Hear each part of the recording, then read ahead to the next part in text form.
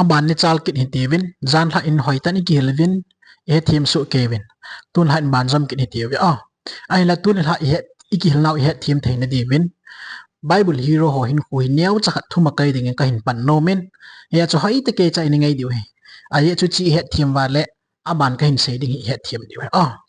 Bible hero ho hi koi na ngai sang ki dong lew han inei su ke diu cho role model khat chi nei diu cho khat kiu lo khat sa tam lo dang inei su ke diu cho bang chen Daniel Joseph David iti diu na dan chu hi chu bonga chu kin jong tun lai mi khat ani ka ga min pha no min Amasa pe ni inok hin khu ka ga sei no me Bible la hin inok hin khu hi detail tan ke ha sei pon ai hin la hong ki min pha na za chang si khu e ho dinga gel thu ding lin ta a sei do me Genesis bung lia pa na bung gup ki ka sung ko in sim tinga le inok hin khu hi genealogy la ahong ki min pha cho no a khang ho ong thun dinga na no a pu son lang pe ong hi cho inok chu heya chu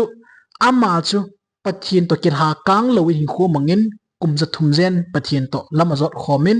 chu zo in pathinin wana anila tau tai idol anila mang tai ati cho ya chu ingai tu ti ngai le inok hin khu khu pathin to kil ha kang loin ain khu pumpin hin khu mangai ti ai gel thu ding le ngai tu ding lin ta ada la ai na pathin to kil ha kang lo hin khu man ding ki ti chu so pi to ngai tu tang wo inok hin khu i ta banga thieng ta dem na i ta banga chon phat dem i ta bangin na a hoi ta dem vet nom de dan chu pathin to kil ha kang lo wa thin hin khu le chon phat na cham kim le pakai tho pi bang chinga hin khu na man ja chu pathin a dei be se ya thina jong tep khalowa mi thing ho zo si ki hil na ding le e ho zo si ki hil na dinga inok hin khu chu wana a hinga ne la ai cho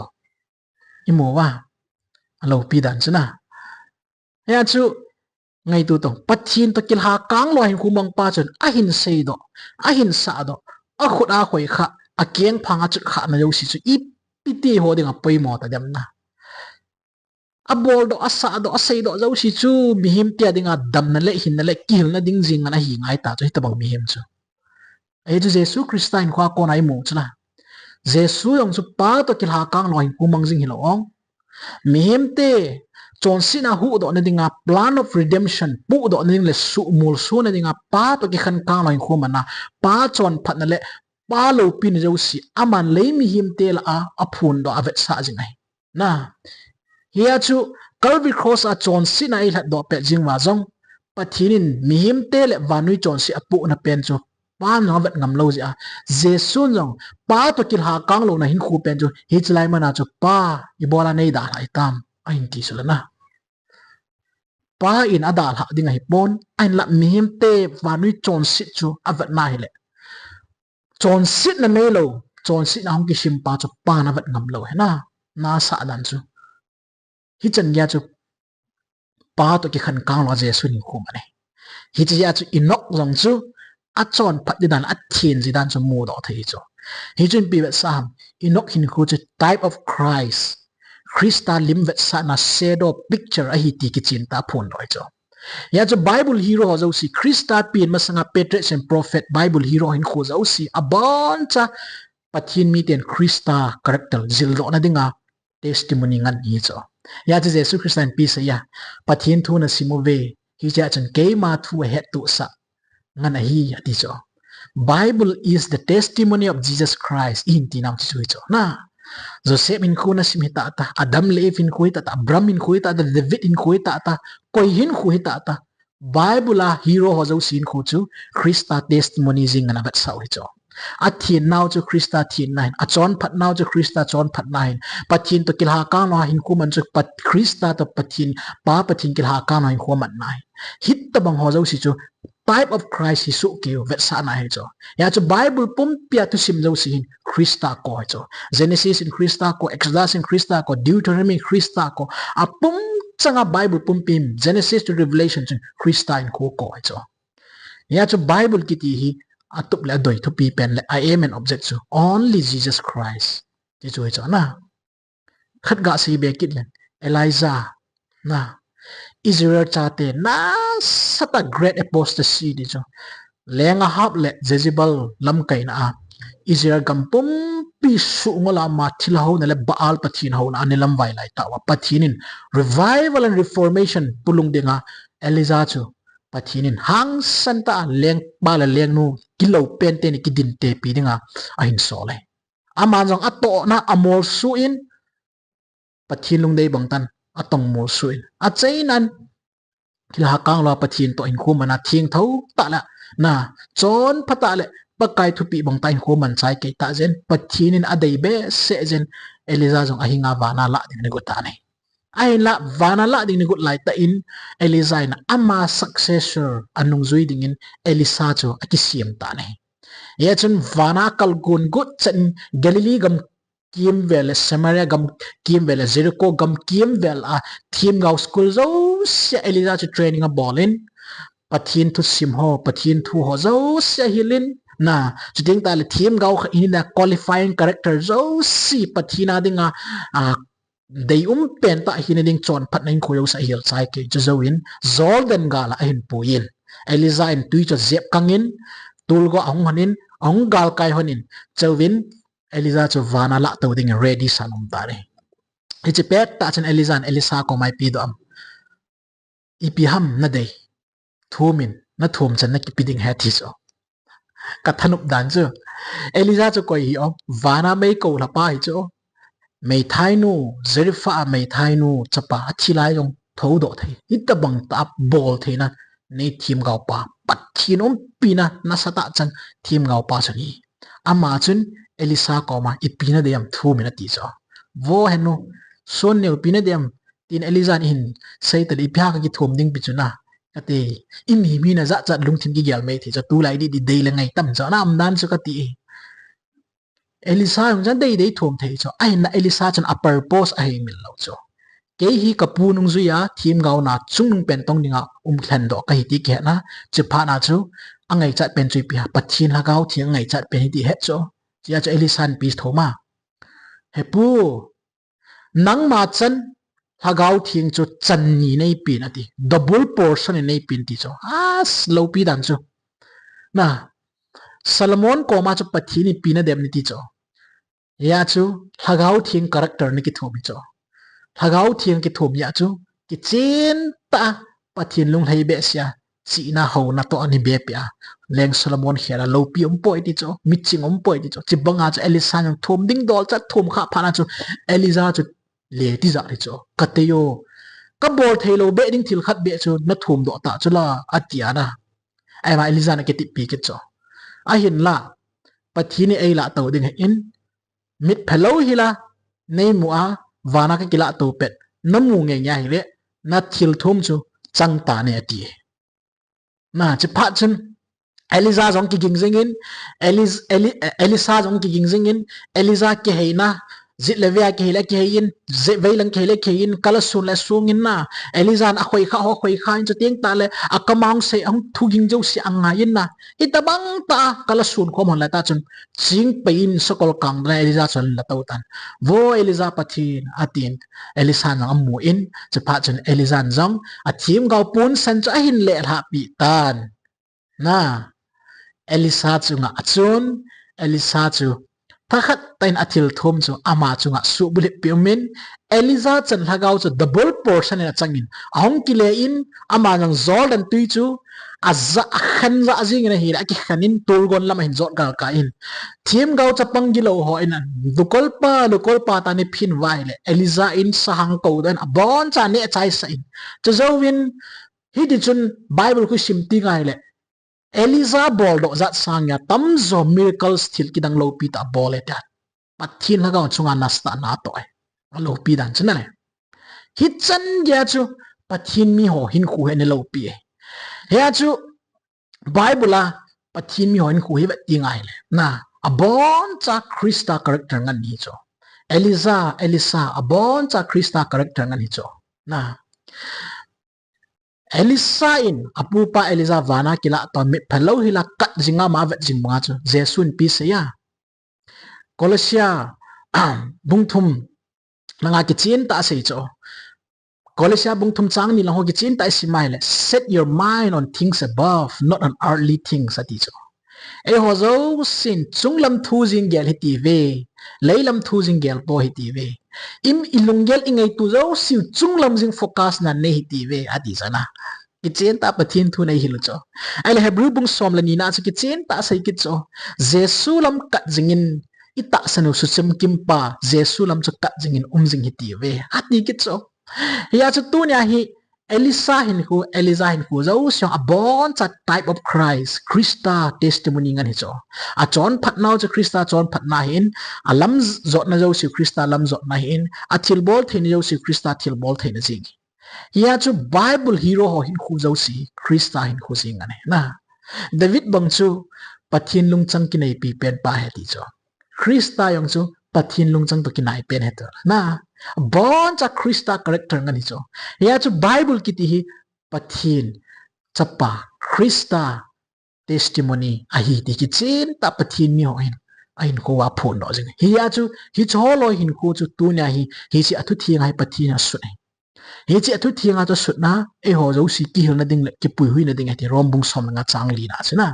hi chi pathin thu chu pathin in ahin ho ha khuma pathin cha te e ho zo si Bible ta san zo si Christa thu pa to ki to chon zo si ki hil na di ha di cho hi chi Bible kalwala ahin testimony jesun ai pi povin hi chi Bible ata sana thu to ki to ahin pathin tun testimony ai pi wani hi aji jesu Christa vana kal to kuna chi pin se ya ke man no hodinga lungmun sa lagaw thing ka da ha pi we ati he acha ma chu lagaw thin cho hong teng ta le ama chun thu ta na lam hil di wa hi thu ta zo sia na lam hil di heti ipi thu ta se ham hi chi lagaw thingin ahin na hu ala khum chu ipi he ti wa hi chi Bible hi he ti hu la ong na pathinin ai khum adi sala na ai le ai khum chu ipi dia second Peter bung ni law sim kit tinga pathin lagaw an apui le mi ho na chu ani zi u chu amo lung chama asu he pon pathin lagaw an apui na bang la thum bang ani zi he tisula hi chi chu chala lagaw thinga thum chu hi chi ai khum hin na thu dung zu ya chu hi chi thu ta dung ya chu amni te apui de tisala lagaw thin chu ya chu hi chi pathin lagaw chang ho chun hi chi pathin thu to ki kalai koi ma cha apui ngai lawe ya chu no ain ko yan lang Abraham hin ko yan lang no Enoch hin ko yan lang Elijah hin ko yan lang David hin ko yan lang Joseph hin ko yan a boncha Christa hin ko na Christa ke pana to pha chu ding dal pathin lagaw thingin ahin na ho ai khum hi chi hin na thu dung zu ya hi pathinin ami te apui ai hi chu ki chen ta ai pi hi chu second Timothy bung thum chang som lagu som sikina ki chen ta sei ta chula zan hai sei bang ma chu hi chi pathin thu chu ki na ki pui na ki pozang ki pho ki hil na ki pui na ki phozang na chom pha ki sin sa na le isa kaya ati so every teaching and doctrine zo si ki hil na da cham kim heti emotion na so piti ho lo pi cho hi tabang ta chu Christa hin khu kiti hi pathin thuna phon lo che ai le tu ni hin hi che Bible hi het hi lewen Christa chu het lo ti nai ta chula ai le tu ni hi che Bible a hin ki chen ta lagaw thingin thu ta ai hi lo chu het hi lewen jesu ti ta jong lew han Christa to chen iki khan new ti nai ta chula a jesu min hi satan a ki chan hi po in a hin la a thu ta a hung chon ding pai satan a ki cha chu he amen jesu ki ti chu thil hon jong a het in a hin la a thu a chon ding ki ti thil hai na het thei lo he a het a hi cha chu mi a pui lang ji ai chu pathin thua ko na mi pui mang ki ti chu satan duty le ana to thu pi pe ne satan in pathin thua mi pui poi ai chu ama chu pathin thu do pa in van gama ko na pathin chon phat ne pathin ngai lu nan om kim vel lal to na van gam lal to na muna ko na chu ama gal hin pana chon si hin pan do pa chu in ama chun pathin thua mi pui ngai lo hi chu zo pa hi ati pathin thon ama chun thu ta ampoi ati hi chi zo pa chun tu nai pathin thu ase ye itiwa Bible dung ri ta an Bible to kituin ei pui ve itiwa so pityo ki lep na thal khum mang zai he ti ki chin ta tu na ka phon do no me hi chi zo pa chun Christa su lo pinin le Christa mel hoina mu theina dingin athu ei hil ngai po ve ne Satan ki ti pai pathin thu a het ja twist ball team pai apathin tu het na pa chu Krista mun na mi pui po in Satan kiti pa chun apathin tu het na pen hi mi te pui lang na dinga amanai hi chu Satan na to pen ya chu chubang sia hitabang pathin thu lo pi Krista mel hoina dop sang na ding le Krista mu chit na dinga pathin thu ta kizi pen chu tunya Satan kiti pa chun ei hola hin na hin to a Bible chu belap thilo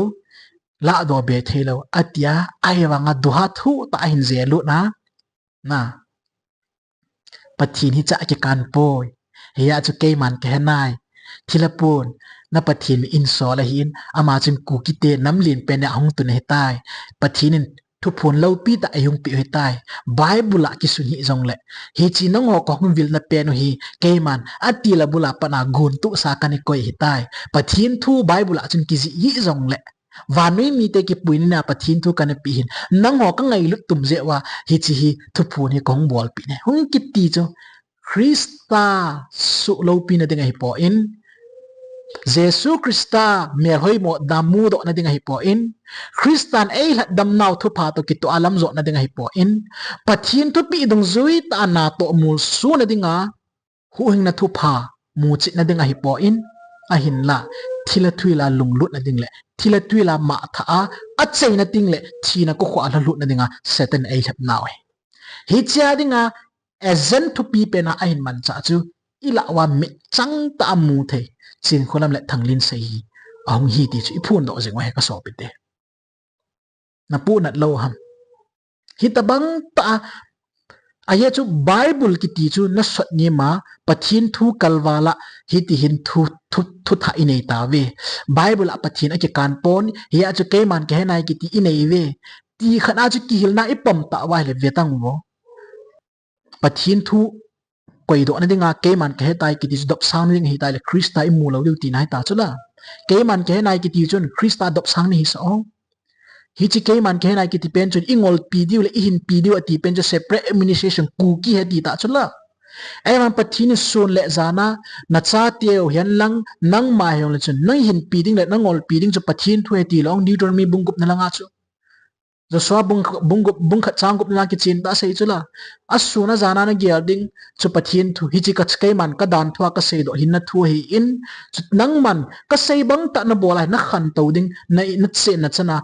na lo hin di heti lo ong hi ta bang ta pathin in phathia bu a chu ting ta le keima thu jing ki sut na he ati pen chu ei ho in I thei mong wa diabol na to na khat zo chung lung zo dana igel wa hi le vevin Satan na to na nasta ki choi sang hi ti tu na ki chin ta I phun do no mi ti ka sei do no mi ai le hitabang ta Satanin imit mu chang ta wa inam pum pi le ho bung pum pi lep na len ta ai pui mong gut dano deception na nasa ta ai pui mong gut dano ki su sal na hijla ATM pathin thu ki dop sang na mun pe ni mi tam tan tu nin he them kit po ne na a kho dan chu comment tam ta la hoi lai mun la ain sei kit tan mi tam tai ke wang GMF diang kata sanpoi ai lo le Chinkholam jong kata sanpoi thilan to nong kata sanpoi ahin la hichlaya Sonneo mi dam na ngan na bola ai lai le hita ipiham khat na bol jing na wal tai o kaden hitabang ta pathin thu idop sang naw le pathin thu lo pi tai phun lo wa mi chon si Satanin apui mong ding hin khu ho pathin thwa ko na ikko mu naw na to kisan he thim thelo mi tam ta me ka gyal ting le kapu na nei hi choi mi phale ma hi he so pe teo thilo ho chi thilo hi ta win a ki chi win Bible ta san ho jong a ki chi win Bible jong ta san lo thilam ka ta san po ta neutral da na hi ta bang ta phat le min khoi mong hoi tu nya viewer nom wa jong le na ngai du ka ta sanin hi ta bang hin khu mong hoi anap pen le adam mo pen lagaw na vailin pen nei we ti ka sei do no me zemet dia thilo ho sanga jong na lagaw dim no nim zo ti tu nya ki chen ta pa kai mina ka phun do no me tu nya hi koima cha neutral thelo Satan lagana panning ham Krista lagana panning ham thu ta na panning ham thu zo na panning ham neutral ki tium thelo koima cha neutral ki tium thelo le si na hin ipiam khat las neutral lo na din mai the pathin thu ki tia si le pha ki dona the great controversy sunga Krista le Satan ki dona sung thuta le thu zo ki dona sunga hi koima cha neutral thelo pathin tu ta ne na phun lawa na su sal ngam lawa na diabol na to na su sal ngam la diabol na hi je ngai tu nya hi pathin ni athu ta a chon nga ami te e ko jing na hi chin khu chu tu nya i het thim nya pa kai mina thuma kai ta bo ma kain sei tu a hi gmf di na to na ki ti hi imadang hilawe bible su mang na ding thila thu dop sang na dinga hong kon do ai hi chi crt na to na ki ti hi gospel ki pan thu pha cross thu pha focus hilawa mihim te satan zo thil ki dang ki bol ho focus na dinga lunggel hai koi na ai hi tabang thil hung su do pen hi direct ta pathin challenge namun le pathin do na sang pen namun pathin thu do na sang pen namun in hi chi mo bet bet thei lawe ya chu hi chi su san na dinga hi nang le ke mi mala mo pu nai nei chi o he atm channel bo se na to nai point mi zo sin mo pu nai nei na ya chu hi chi mun ai piti gali sat khom ni ham panila o ngai tunin mail hi ho chu email ma te hi ti win ai wa amo jong christian atisana lat do pathin cha te su ke amon ke nai lo thui wanui pumpi lat do ang pa chu mail ho jong hu do ku ki te jong hu do mail ma ki ti ding koi ma em po be igit lo zel i phat mo je ule pathin dan thu i pal ke sit se gam je wa chon sit ga hlung ngani tu nya i la wa thil hung moi tu nya hi chi mail ma dana i gel ho pathin cha te khat jong chu ang lu na hi le alert ta i mu chu na alert ta i mu chu hi chi pathin cha te ka ti dan chu hin he khil kit be tau chu mi tan tan nin nil kit be tau chu an a context so he thiam tau chu explain man hi be tang ton pathin cha te ngan hi win nang la kyang pathin cha pathin sim sang pathin sim sa mi te khat mel ma dana ngei tu hong lu ten jong mel ma dan a hong lu mai meeting le alert ta mai ai ho jong amo lai le alert ta amo jong kin mihim le mihim ki su tu na dinga ban alert ta kyum thela tunin betang sim ti la ko na le si ki chei ni chan gya dinga email ma lin pe no mi zo si ba gam dinga hung ki gujing ba thuta ki ti mo mong nei lo pa zo thua ba noi pum pi hem la pa chu hi chu pa chu tu na i lei tu lo le i gam sung wa ki chi ma i pi ja alert ta im gut lo ham nang ho thagau gi lo eng si mu thim na tong ho to ki don na hi win pathin gal wan chang sin ki wanun thagau cham jam pan anti ki ging sanum jingun watchman hi we ati long pathin thon satan na to na imit ta mu ge go am thia koi ma cha alert ta im thelo ai vevin satan pa chang gal hingai ke ni we email ma teo ta sa email ma te me me ban hong lu nai gi gin loi le gal hingai ai ke diwa tu nyai diabol hong lu na mi te chu tu nyai gi ging loi mai le gal hinga ai ke mang duty nai ta chu na ya cha so pite ho igam sung hi pathinin thagawa hal na di ta chan na ai pio i ti wa hi le thilana to na hi ki chen ta i focus dio i lagaw hin khu na sa ta i ki su top dingo i ta san naw hin khu hi pathin thu to ki to hinam i ki bet chil dingo pathin su lo pin ding le pathin lo pin dinga amas tan ama lengam le chon phat hol ma sak di chi ngai tu de we tu na e hon i bol nom kha i bol wa e ho ngai dan khana pathin i ho gut wa pathin ilung lai sa gut chu hoi lang phat theinai ki la diu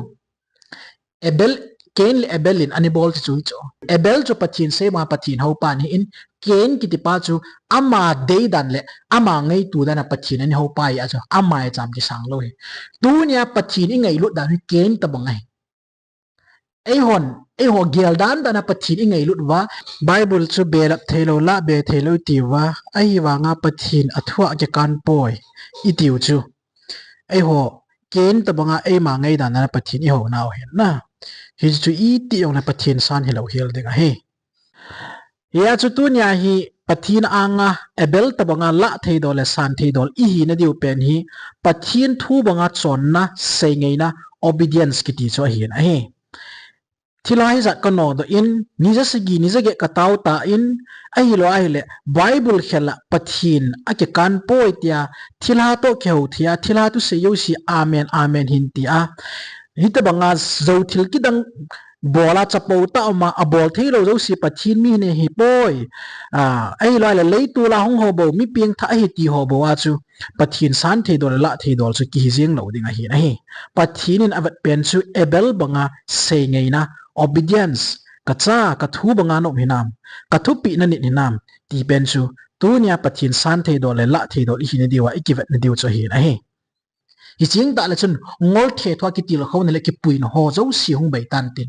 pa kai thu ni tin sei pathin thu ni tin sei ti chu pathin ke pa na sang pe nong ding ai ya chi ila wa thila pu hin hi su he ja chu pathin thwa ko na pan pe na te ding pathin do ma bol do te ding ai wa chu pathin nung hol ki sabe da na dinga ai bol jing ta chana hi chi pi jai ki het lo ham kanam mi te ho ya je chu pathin thui na sa lo je cho tu nya lei tu la ki khom la to ho zo si kai ma cha pathin thu na sa nom lo hi chi ya chu diabol na kai thang de oi pathin thu ni tin se hin ti tong bo na pino hin chulaya video in bet di beto na pino hin sol cha te bible bible hero ho sanga chung la ki gel te ni chun mosi koma pathin kila sanga tam zo veidana ama te ni koma kila ki gel te ni aron le mosi ting golong choi theila ki gel te ni hi chi te ni chun tu nya bible thu do pen chu don but na bol hona pathin thu chang kha jong a phot ki han lo cho pathin tu yong chang khat yong phot ke lo bia angai dan han ki se na imacha bui poi a ki ti do bia answer chai cho bible sim nom lo bible jong kho keu nom lo wa pathin tu ni tin se ti nom lo nu chan atup la doi chu bible a pathin ki kan poi ta thila tuil ta san dinga na hin kai lu he chui cho poison na sa ta la lu ni chme Satan thang an sa omna dinga Satan man cha ne amna diwa ei lep na deception gim nei pen satanic agent dinga ung ki mang chate ni chwe he chinu chu tunya isu sal lo wa na I bol lo wa ani ve pu pu so kimin parchi la moi te hin kai lunin inam pumpiu ku ki te dingin dan som ten commandment khelin ku ki te dingin ten commandment tha pitai ta pathin thu do na na sa ta ong ta mi pin he ka te ini ki zot dem nom jing ei dong lai ta sun ki ngola hi che wa ta san sun ki panga na ani ki khucheng cho hi chilai khanga cho koim cha pathin ta ki defend tem kim nai lo bible he chin kim zo lo cho hi chi ta bang khang dana cho toy Chinkholam angai tua a dei di dana thun se le toy amanil khup theiding la azo hina phung do theiding mi ki tam ta cho ai le chalai pu pesin ato ga ja chu toy nam pi hi chan long chala hi chalai thila pu hung pa thim gao hem te ni hung te ni chun ku ki te chu kum som ka tun do de ti chula kum za chi ta to hi chu ipu pau pesin ata sna hi chil hagau chu tu chang ya pu jing kina hi cha sanga kho che toy thila pu ki lap sa kina toy ku ki te tung do na ki sakina na galum tapoi ngali zo ta ve elo le khuchi van gama kamin kamui ati to van gam kota passport gam tina bolo to ei ha hi chilai khanga parchi la moi te hin kailu na tua aga hi chan alhun banga hi tua Chinkholam aman cha kina hi chan ngei ong lun kit le next generation ong lung ding hi ita bangal hin to ki dam elo ita bang ham sit ai tu dam gal ma ong lung dam elo le ki la dang cha ong lung dam khat jo ong lung di histing la chun ini etui sel kit diwe chi cho ong lun masangin amos thim ga le Hosea thim ga in Israel cha te warning bol bang le Elizain Israel cha te warning bol bang tu nya warning ka bol jingai aye chu thim ga hem kilep la sa masapen pa chun tu nya hi nam pi apui kit he nam pi li dal kit na lai hi che banga chu kho cha thila pu ta san kit ni Amasa ta sanaga chu tua hi lo hi in tua hi chia ta san ki ga hi iti le lo ki do ham ki sei thei lo de aye chu GMF dia ya hi chi CRT na to nai thilai ti ki chin tan i sei ta win thilha mo ti ki chin ta i sei ta win lep chi ma cham lo pathin thwa kon a vel ki sei jing ta GMF dia na to na ki ti gospel to ki nei na ding le gospel kila anin le Krista thu pha phun na ding ahipon Satan zo thil ki dang bol ho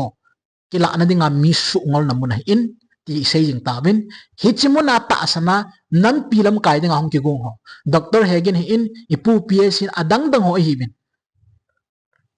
moi te le parchi thim gaul hem chamlun thim gaul hem ta san sangan hi win ni cholo jan twai thila puna ta san ki Amasa na ta san na gaw twai gai lo hi in next Chinkholam ta san na gaw ipin lo kit dam immu diwi igal do diwi tai to ai masanga chu koima chan pathin thwa mian hil chin thei pon toy pathin thwa ki hil chi theina dinga pathin hagau thing mi om pi gidim se ai tai Hichi lai khang ta bang banga mi mol dinga nang hoi na dei diwa pathin thu na pui chat ve gon in tua bang pathin thu na pui chat lai chan wa pathin thu hi ti na se ta na zo se naw ki phung do theni mi ki dim set ready sa ki dingai tan front line a ki dingai no hon mei le gal zo gal tu pi pen in pathin ki sa bui na pe na ti win a hin la pan na bay hi dan pathin thu ne het lo ja ai to ta banga chu ki lem thar khan hi gal la gal tu pi pen chu setanin dầu thua ai lập nào dầu thua cây manga Krista hung na ding le lagaw hin ki siam tup nyong gel lo the tala thila thu zinga buina pen hi gal agal tu pi pen hi chlaya front line a ding chu ATM channel le adang dang hong ki he hi cho chu na sata tu nya hi satan na to na le na ki bum naw chu pathin lo pin na ki phong zinga in tu nya hi chu oi na za wai le pathin phat thei bu di wai ama wang a ki se hin ngai lo wa hi le parchi le moi te na ta san na gaw tu nya i lo bang wa next decade ham ke poi next 5 year ham ke poi itiam khat le tua sa kho che aga ini ke dio ku ki nam pi chi i ti ni tiong le pathin het na nam miung hi ta lo de chong le vanui le si ki chai ku nai tan ti ninu nung thu hi tai ti ki chen ta jesu na sei su ke oh hi chi pha chu ma charging hi ta win tua hi chi thila pu le tula to pa chu ninu nung a hi tai ti yong ne sa nom lo ta chu le si yong ki chai pon te tia thilo ho tam ta no sei cho a koma group dunga ki ho lim le na ko nin nung hi ne yong kum sang sang ni lang wa lai ti kun cho hi chan ya chu thila pun na lep ngolo na pui ma hui na ngol na ho sei ji be ke ta ki ta bang ta ki lem ha te chun nam pi man tha na ding galin ta ke poi I phiam khat nan pu lo be ki de ani ve ven pathini ni chung ma thu tan ning hung na sa de tu nai chi thila pu hi na zop te wai le ta sa jong man tha diu thagaw jong man tha diu pathin thu nang I tiang ni mu the mi chut pha le mi su ni mai pan jing ni manipula tribe zat chom community zat chom argument hi chela chu tu le to da mu sit pen te ki in hi chi te chu pathin I chou ki win to hi thilai ta san ki win ai chu bible su nim ne na to na chu jesu ka ngai cha ta po win thila zo ai pui ta na ti naw in ya chu thila ki pui sa nam mi te chu pathin a hin god de tu hen Chinkholam tu se ban ngai hi ti win ban I pi se the mam ve ki ti we na benu mam sin ka sa jing amana pi thu hin na anei pa hin a cham kim se le a hin bible sunga ama wang a ke hen tu pui hichikal hin ke cha thei ta pu nge tia ji lo he pathian thank you thil so de osong bona chu ki ji hling di lo apia ta so de ma example tu so mai le gal bang so bible am lo pi khula kumiti thai ti le hin na khango ba ku ki te sunga he ta bangal ho um de ti khana ji lo pi se a bangal lu ma se hita bang lo wa setan in asu ngol khat pathin mi ka hi pathin tu to ki to achon mi ka hi pathin to kinai ka hi pathin ka lei tu la ong nge ti kha inei kha wang hin ta be se inge ka so pi te ho angol ne ngol be sen ipikam chang kamana hi chinu ngol ne ipiti ka se be dam ka het ta lo hi a thieng ta ka se ngol be se ngol be se ing hi chimi hi min alep la thei mi mo ngol mo mong ti na hi chu ya chu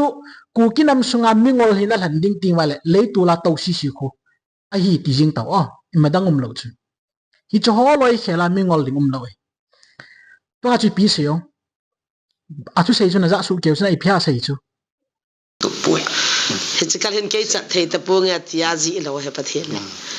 thank you thil so de osong bona chu ki ji hling di lo apia ta so de ma example tu so mai le gal bang so bible am lo pi khula kumiti thai ti le hin na khango ba ku ki te sunga he ta bangal ho um de ti khana ji lo pi se a bangal lu ma se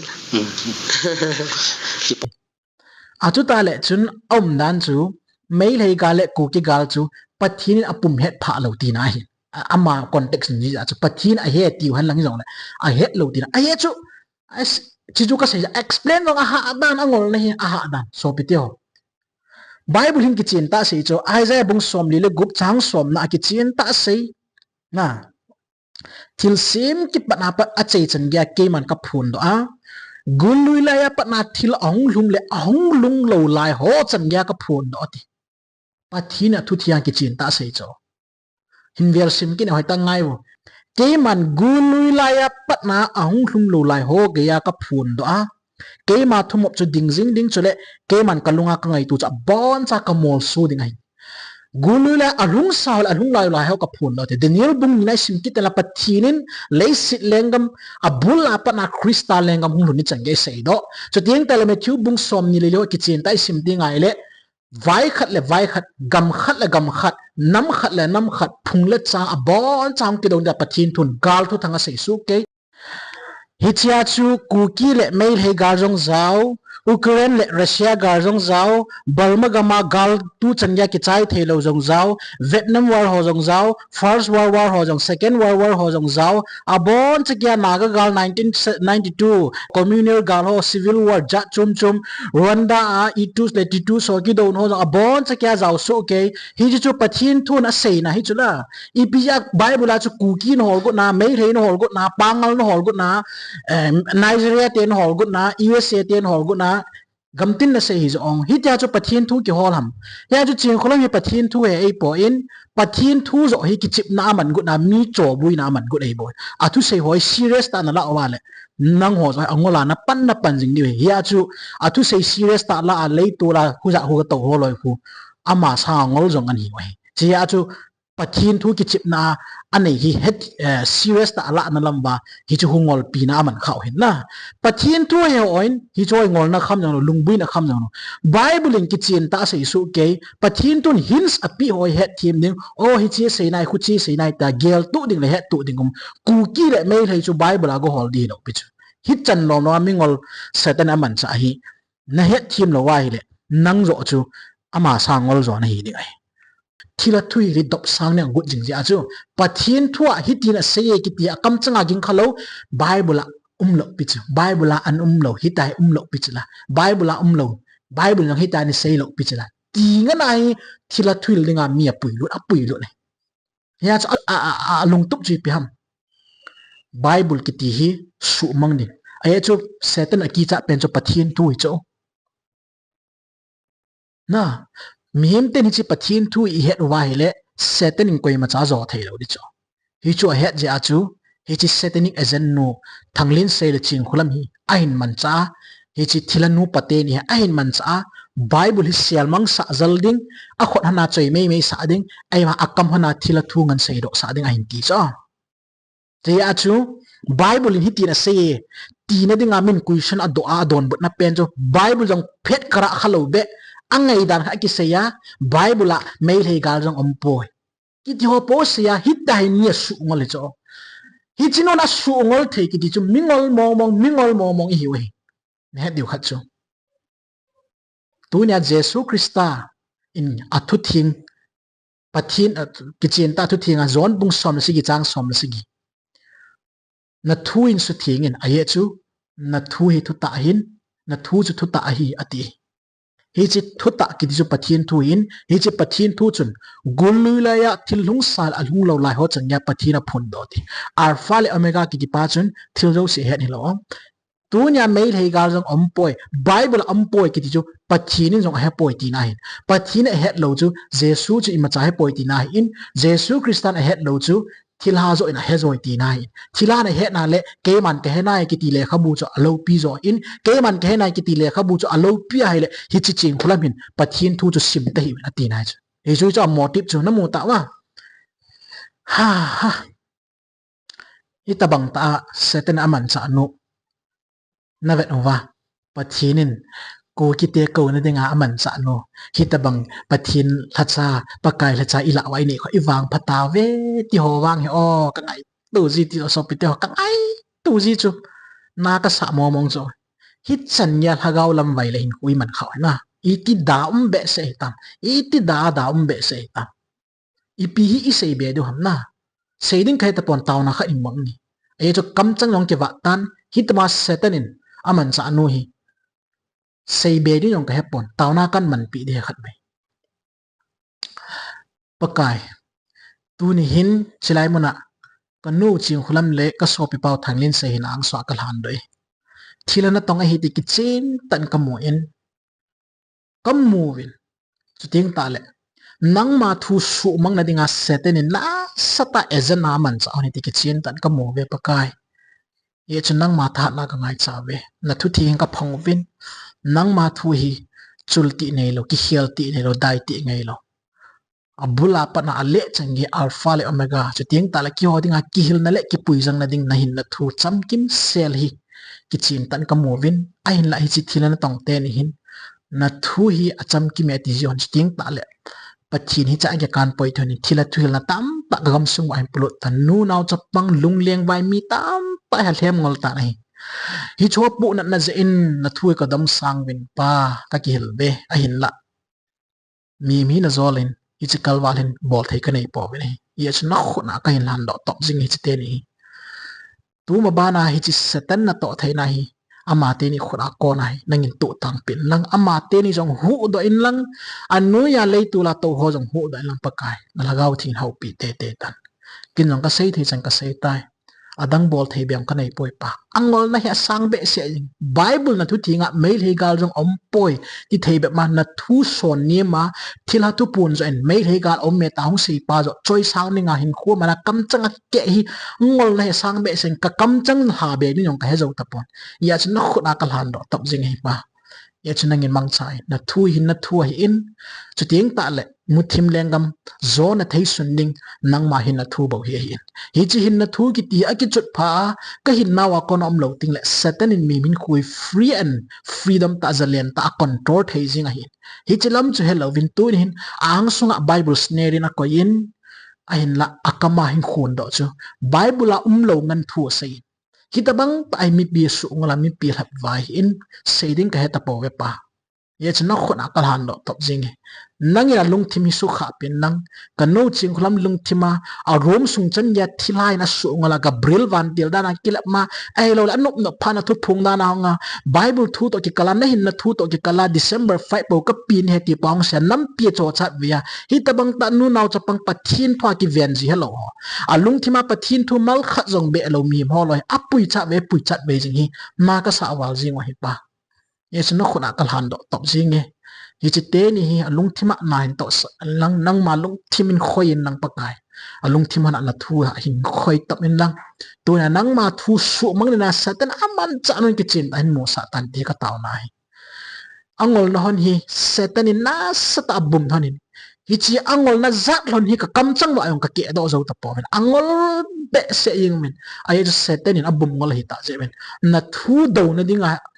ama te nen thu do nan ki het do han lo ai la aksai do sa do han hi pakai ni khat ding le nang ma thu hi meya ki hal mang han lang mun chu la ki pe mo na kho sa lo ding khop ge hi hil na khat apu lu hanai ta en